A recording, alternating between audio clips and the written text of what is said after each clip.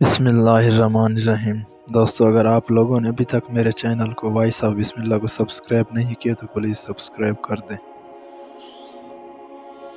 مال کی زکوٰۃ نکالتے رہو، اس لیے کہ جب باغباں انگور کی بیکار شاخیں تراش دیتا ہے تو اس پر زیادہ انگور آتا ہے۔ برائی کا بدلہ برائی سے آسان ہے۔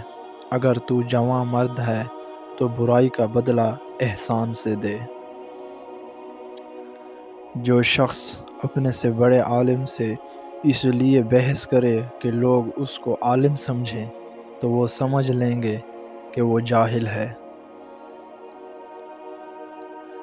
زمانے کی گردش سے دل شکستہ ہو کر نہ بیٹھ، اس لیے کہ صبر اگرچہ کڑوا ہے مگر اس کا پھل میٹھا ہے۔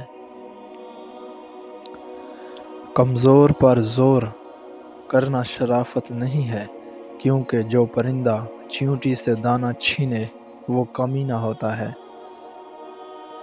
اگر کوئی مانگنے والا عاجزی سے تجھ سے مانگے تو اس کو دے دو، ورنہ کوئی ظالم تجھ سے زور سے لے لے گا۔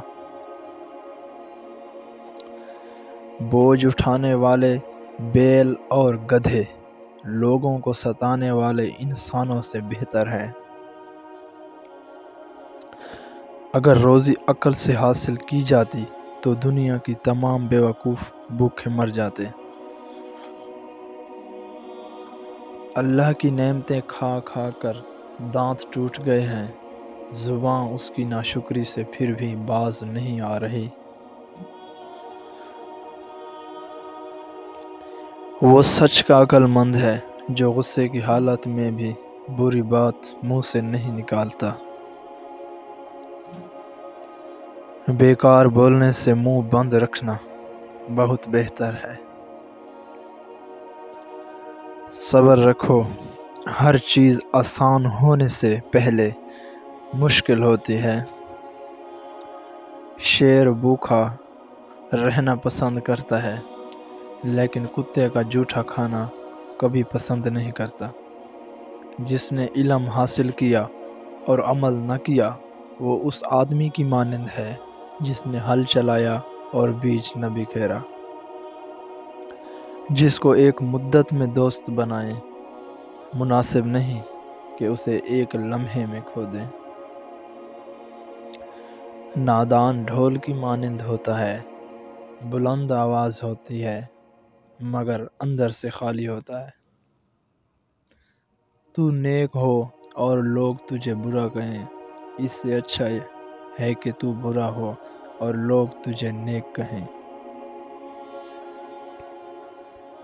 دشمن سے ہمیشہ بچو اور دوست سے اس وقت جب وہ تمہاری تعریف کرنے لگے۔ اگر تم چاہتے ہو کہ تمہارا نام باقی رہے تو اپنے بچوں کو اخلاق سکھاؤ۔ نبی کریم صلی اللہ علیہ وسلم نے فرمایا، نیک بات سے عمدہ صدقہ کوئی نہیں ہے۔ ایسے دوست سے ہاتھ دھو لینا بہتر ہے جو تیرے دشمنوں کے ساتھ بیٹھتا ہو۔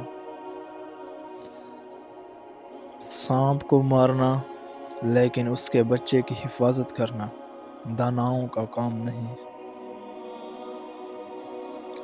مجھے اس دنیا سے کیا لینا جس کے حلال میں حساب اور حرام میں عذاب ہوتا ہے۔